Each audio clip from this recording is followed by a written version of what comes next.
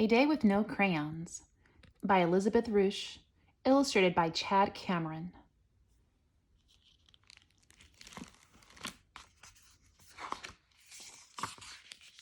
Oh, look at that.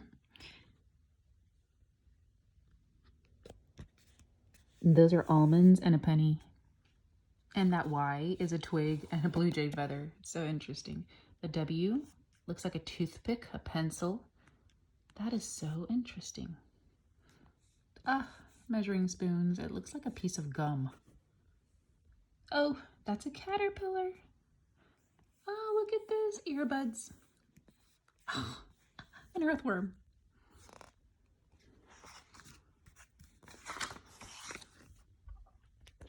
Liza loved her crayons. She treasured turquoise, adored apricot, and flipped over fuchsia.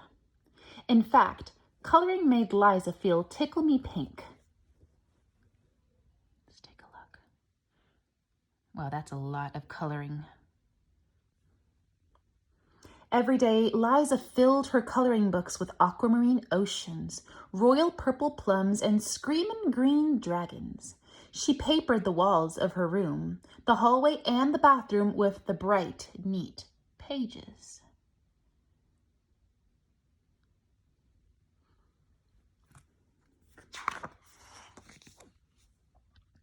Then one day, Liza ran out of paper. Her coloring books were all full, and there wasn't a single sheet of blank paper left. Liza paced her room, unsure of what to do, until she discovered right in front of her one blank wall. Oh my gosh, what do you think she's going to do? What could she be thinking?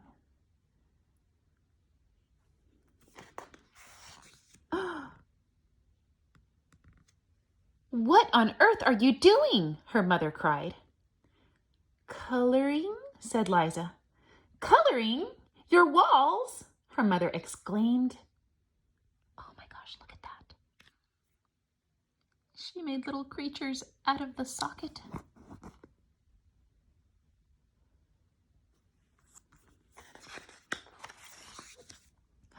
She snatched up Liza's crayon bucket.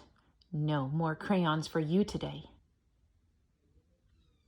No crayons? Liza cried. A whole day with no crayons? Oh no. Liza shuffled to the bathroom, feeling blue. Midnight blue, in fact. A day with no crayons, she grumbled. She gripped the toothpaste crossly, squirting a blue-green streak across the sink. Now look at that mess I've made, she mumbled, smearing it towards the drain. That looks familiar to me. Does it look familiar to you? Interesting.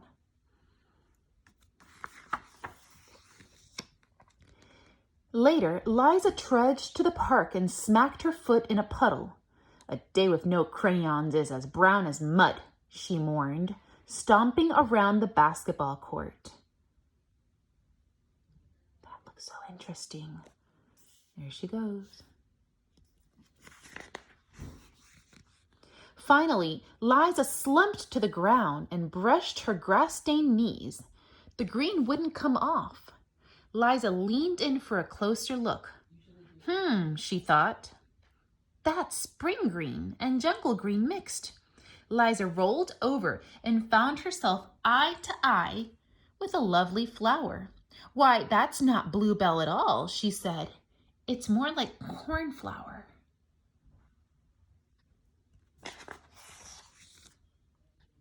Liza yanked a nearby dandelion and crushed it in her fist.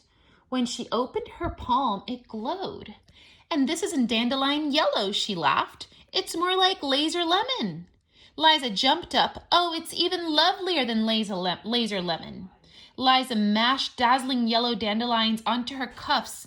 Then she squashed deep purple blackberries onto her pockets and rubbed brilliant orange tiger lilies down both legs.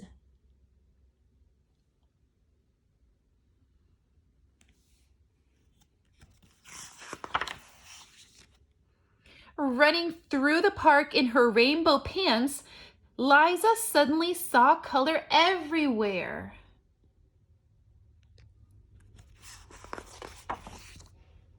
She dragged a muddy stick across the park, sketching a chocolate brown tree trunk with long stretching branches. She pressed leaves of meadow green, sea green, and forest green in the mud and squished them onto her tree until it shimmered. Look at that. She's just making art with things that she found in the park. That's just amazing. She gathered flower petals and fashioned birds that flew with her across the park. Ha! Look at that. She stuck them on the ground with mud and made this tree picture on the ground. So cool. As Liza left the park, she scraped an old red brick along the sidewalk, drawing a desert, some camels, and then a whole caravan. But the red brick, so cool.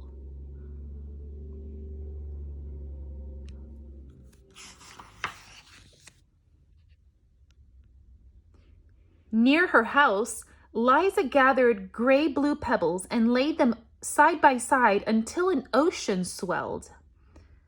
Up the front porch steps, Liza scattered dandelions, rhododendron petals until a sunset glowed. Look at this. It's an ocean with fish and jellyfish made of leaves and petals. And these are the pebbles of the ocean, and that is the sunset. Wow. Oh, it's adorable. She made a necklace.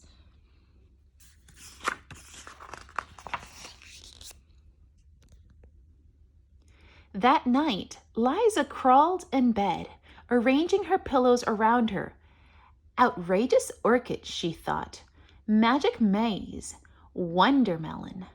Her mother walked into the room, holding Liza's crayons. "You can have your crayons back," her mother said, kissing her on the head, "if you promise not to color on the walls." Liza eyed the crayons. She smoothed the blankets on her bed and considered the coloring book spread out on the floor around her.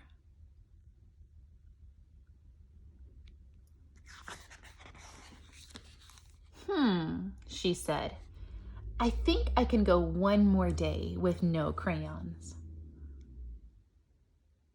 Guys, look at what she did on her floor. That is Liza sitting up on her bed. That's the top of her head, and there's her little feet. And look at the ground in front of her. She created a self-portrait. She's got her dog in it, and a soccer ball for one eye, and a CD for another eye. Skis for her hair, and that looks like a scarf. Teddy bears, everything put together to make a self-portrait. That is amazing. Thank you for joining me in this amazing book, A Day with No Crayons. Bye.